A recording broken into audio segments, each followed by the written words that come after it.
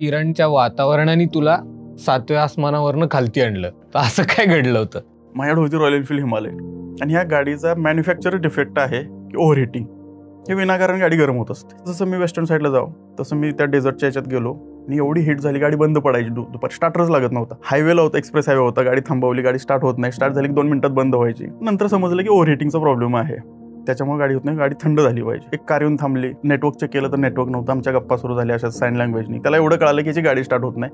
त्याने त्याचं tool kit काढलं, बरेच प्रयत्न केले आणि मी थांबवलं की काही होणार नाही, आपल्याला गाडी थंड करायची. तो काय ऐकायला तर ना, त्यानं पूर्ण शपथच घेतलेली, याला मदत केल्याशिवाय सुट्टीच देत नाही आता. प्रचंड गरमी, मी घाम म्हणजे रुमालानं घाम पुसता येत नाही इतकं झालं. मी टॉवेल काढला, टॉवेलानं घाम पुसला सर्व. नंतर लक्षात आलं, मी टॉवेल माझ्या गाडीवरती असं पकडला, खुणेनं दाखवलं की गाडी थंड करायची, आपल्याला सावली हवी आहे.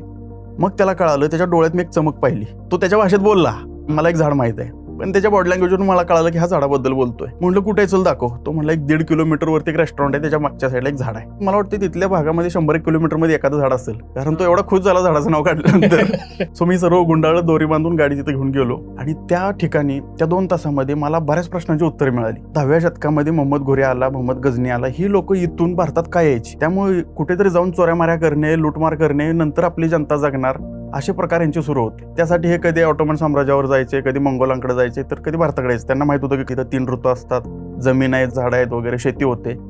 त्यामुळं त्याची उत्तर मला तिथे मिळाली. हे लोक आले, पण हे का आले, यांना का वरच्यावर 2-2 वर्षाला स्वारी करावं लागायची, ते सगळं त्या झाडानं शिकवलं मला.